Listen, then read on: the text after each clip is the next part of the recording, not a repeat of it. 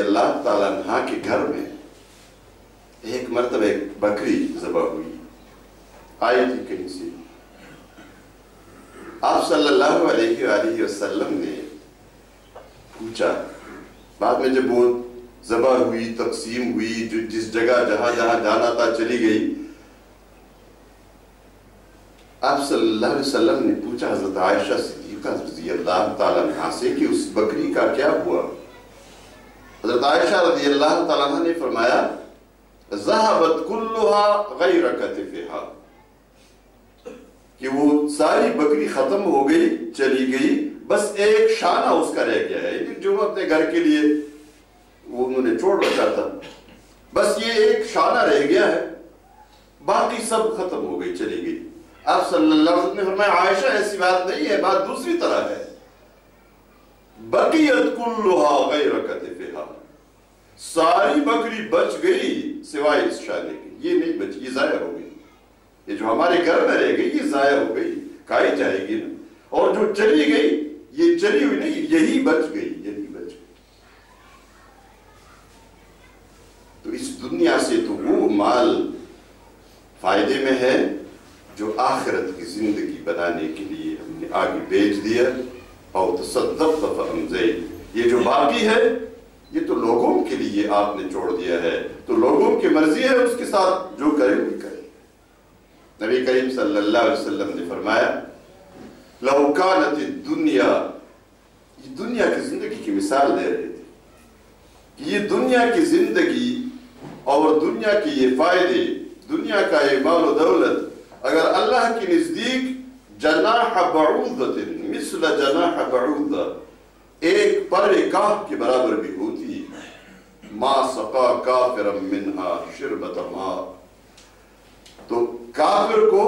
اس سے ایک گھونٹ بھی وہ نہ پلاتا، نہ دیتا، اس کو نہ پی سکتا، لیکن اللہ کے نزدیک اس کی کوئی قدر نہیں ہے، اس کی کوئی قدر نہیں، بلکہ اس کو متاع کہا گیا ہے، جو چند روزہ زندگی کا سامان ہے۔ بس مومنوں کو جب اللہ کے راستے میں خرچ پر ابھارا، اللہ کے راستے میں جان لڑانے پر ابھارا، اللہ نے فرمایا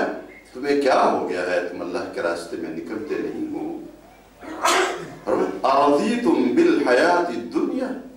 کیا اس لیے تم نہیں کرتے کہ تم دنیا کی زندگی پر بڑے خوش ہو گئے ہو، بس راضی ہو گئے ہو، مطمئن ہو گئے ہو، یہ بڑی خوشی ہے، کاروبار سب ٹھیک ٹھاک چل رہا ہے، پیسہ آ رہا ہے، گھر ٹھیک ٹھاک بن چکا ہے، بچے موجود ہے، بس یہ خوشیاں ہے اور اسی میں زندگی گزارنی ہے، دنیا کی راحتیں، دنیا کی خوشیاں بس ٹھیک ٹھاک ملی ہوئی ہے، سب کچھ ملا،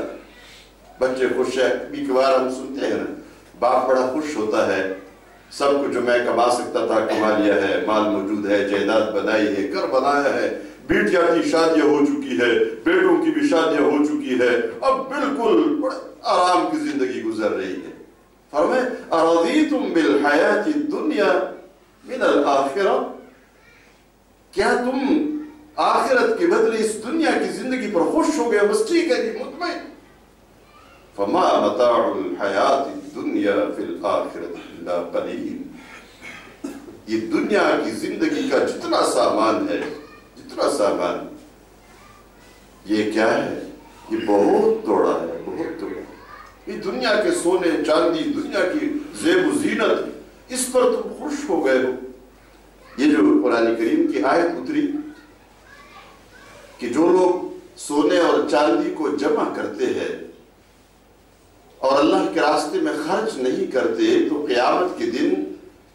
یہ آگ کے انگاروں میں تبدیل ہو جائے گا، اور اس سے اس شخص کے جسم کو، اس کی پیٹھ کو، اس کی ہر جانب کو، دائیں بائیں اور پیشانی کو داغا جائے گا، اور کہا جائے گا یہ وہ تمہارا مال ہے،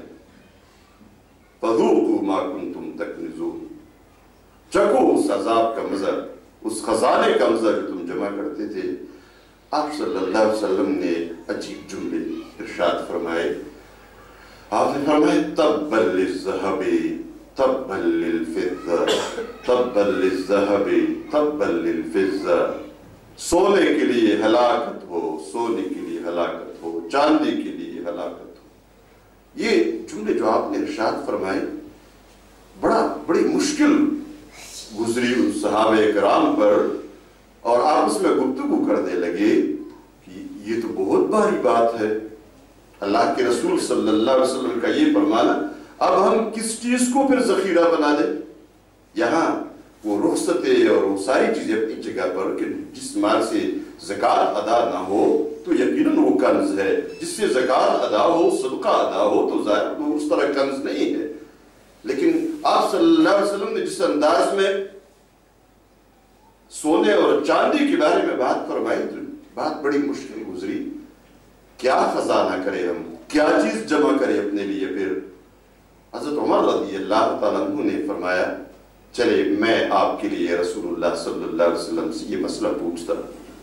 یہ سوال میں کرتا ہوں۔ حضرت عمر تشریف لائے اور رسول اللہ صلی اللہ علیہ وسلم سے فرمایا اللہ کے رسول بات بڑی مشکل اور بڑی گران گزری ہے آپ کے صحابہ کے لیے، اور وہ سوال کر رہے ہیں ہم کیا چیز ذخیرہ کریں، پھر کیا چیز ذخیرہ کریں؟ یہاں یہ کہا جا سکتا تھا سونا چاندی زکوٰۃ اس کا ادا ہو تو ٹھیک ہے، پھر نہیں، اس وقت دوسری بات ارشاد فرمایا 3 چیزیں ذخیرہ کر لو، 3 چیزیں اپنے لیے خزانہ بنا لو، لسانا ذاکرا وقلبا خاشعا وزوجتا تعین احدکم علی دینہ، ذکر کرنے والی زبان ذخیرہ کر لو، ذکر کرنے والی زبان ذخیرہ کر لو، اور اللہ سے ڈرنے والا دل ذخیرہ کر لو، اور وہ بیوی جو دین کے کاموں میں تمہاری مددگار ہو وہ ذخیرہ کر لو۔ یہ 3 چیزیں تمہارے لیے ذخیرہ کرنے کی ہے، یہ مال و دولت نہیں۔ ذخیرہ کرنے کے لائق اگر کوئی چیز ہے تو وہ یہ 3 چیزیں ہیں۔ مطلب یہ کہ یہ باقی چیزیں کسی اہمیت کی ہے ہی نہیں، یہ تو دنیا کی ضرورتیں ہیں، اور ضرورت کو کوئی کبھی مقصد نہیں بناتا۔ گاڑی کی پیٹرول گاڑی کا مقصد نہیں ہے، اسی طرح یہ کھانا پینا انسان کا مقصد نہیں ہے، یہ زندہ رہنے کی ضرورت ہے، اور اصل زندگی وہ آخرت کی زندگی ہے، اسی زندگی کو بنانا ہے۔ اسی لیے اللہ تبارک و تعالیٰ نے فرمایا وَلْتَنْظُرْ نَفْسٌ مَا قَدَّمَتْ لِغَدٍ، ہر نفس دیکھے، ہر شخص دیکھے کل کے لیے کیا ذخیرہ کیا ہوا ہے، کیا کچھ آگے بھیجا ہے اس کو دیکھے۔ یہ نہیں آج جو کھایا اور کل کھائے گا، اس دنیا کے اندر آپ کا پورا حساب اپڈیٹ ہونا چاہیے۔ ہر رات سونے سے پہلے آپ کی آج کی دنیا کے سارے معاملات حتمی ہونے چاہیے، کس کا کچھ دینا ہے اور کسی سے لینا ہے اور کتنا بقایا، یہ سب کچھ آپ صلی اللہ علیہ وسلم جس طرح فرمائے 3 راتیں آپ پر ایسے گزرنے نہیں چاہیے کہ آپ کی وصیت آپ کے سرانے کے نیچے نہ پڑی ہو، اس لیے کہ قیامت کے دن پھر یہ مسائل آپ کے حل نہیں ہوں گے، کوئی مددگار آپ کا نہیں ہوگا۔ حضرت عائشہ صدیقہ رضی اللہ تعالیٰ عنہ نے ایک مرتبہ فرمایا کہ اے اللہ کے رسول یہ لوگ قیامت کے دن جب اٹھیں گے تو کیسے اٹھیں گے؟ یعنی قیامت کا دن ہوگا، لوگ قبروں سے نکل آئیں گے تو یہ نکلنا کیسے ہوگا، کیفیت کیا ہوگی؟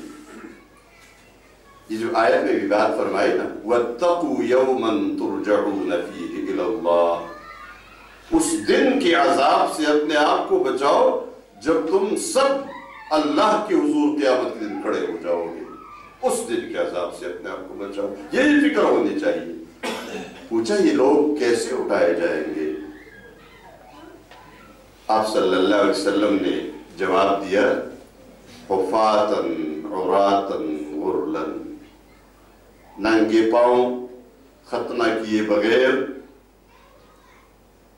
اور ننگے جسم کے ساتھ، کوئی کپڑا کوئی لباس نہیں ہوگا، ختنہ نہیں ہوا ہوگا اور جوتا بھی نہیں ہوگا۔ یہ جب سنا کہ سب لوگ برہن حالت میں بغیر لباس کے سب اٹھائے جائیں گے، حضرت عائشہ کا سوال فطری سوال تھا، یا رسول اللہ ان عورتوں کا کیا ہوگا؟ لوگ ایک دوسرے کی عورتوں کو دیکھیں گے، یہ کیا مسئلہ ہوگا؟ آپ نے فرمایا عائشہ وہ دن ایسا دن نہیں ہے کہ کوئی کسی کی عورت کی طرف دیکھ سکے گا، وہ اس کو اپنی عورت کی بھی فکر نہیں ہوگی۔ یوم یفر المرء من اخیہ وأمه وأبيه وصاحبته وبنيه لكل امرئ منهم يومئذ شأن يغنيه. اس دن ہر شخص اپنے بھائی سے بھاگ رہا ہوگا. بیٹے بچے سب اپنے ماں باپ سے بھاگ رہے ہوں گے اور ماں باپ بچوں سے بھاگ رہے ہوں گے. بیوی شوہر سے بھاگ رہی ہوگی اور شوہر بیوی سے بھاگ رہا ہوگا.